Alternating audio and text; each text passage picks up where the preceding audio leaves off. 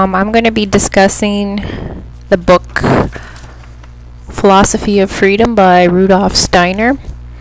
And I'm in a book group, and back in 2003 of September 14th, we started reading this book.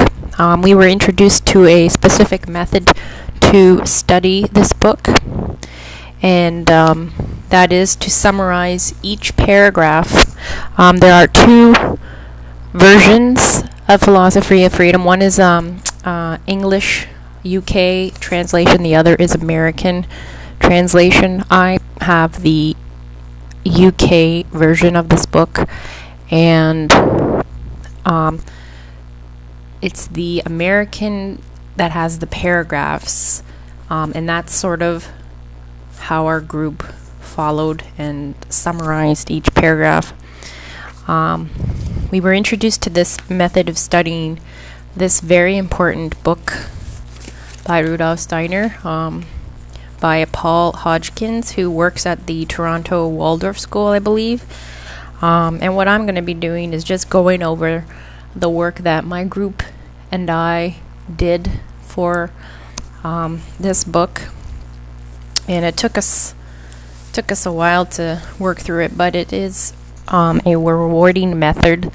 It really helps to train your thinking.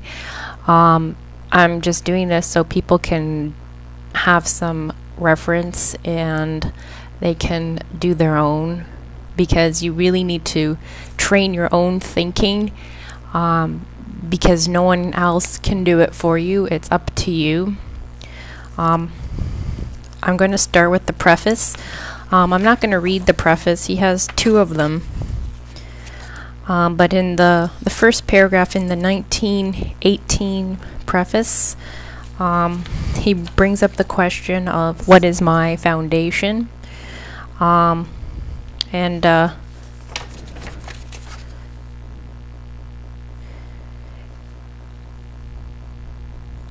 It's not about, he talks about, it's not about believing. You want to know, and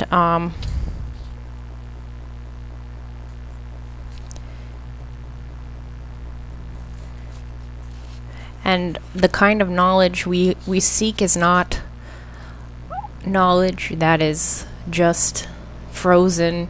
We want knowledge that is alive, something you can recreate.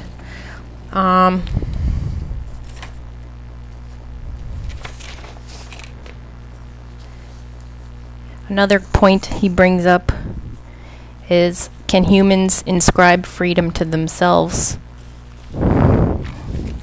So what are the connections between these two ideas?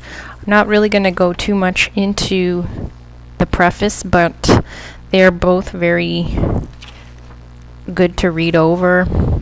Our group didn't really summarize the prefaces. That's why I don't have too much to say about them.